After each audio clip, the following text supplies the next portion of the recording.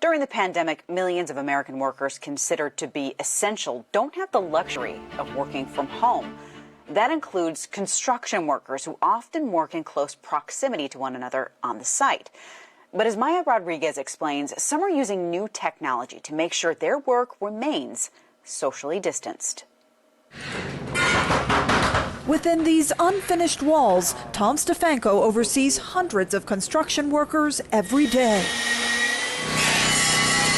All of them wearing what looks like an old-school pager.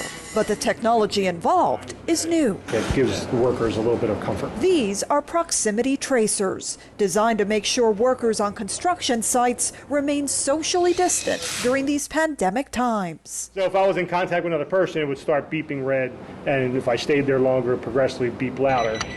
While they alert workers that they're too close to one another, the proximity tracers also record that data in case a worker later ends up testing positive for COVID-19. So it provides the ability to have a real-time alerting system and then also be able to go back historically and see who's been in contact with whom. Robert Costantini is the CEO of Triax Technologies, which began developing these proximity tracers when the coronavirus outbreak began. You know, the stakes are really high if you get it wrong. I mean, workers could be infected, you can shut your site down, the cost can be enormous. The contact tracers, though, cost about $1 a day per worker.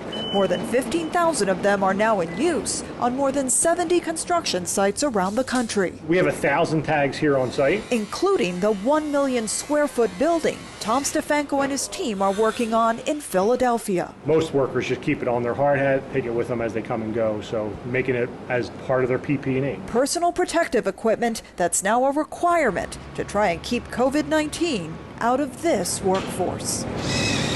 In Philadelphia, I'm Maya Rodriguez.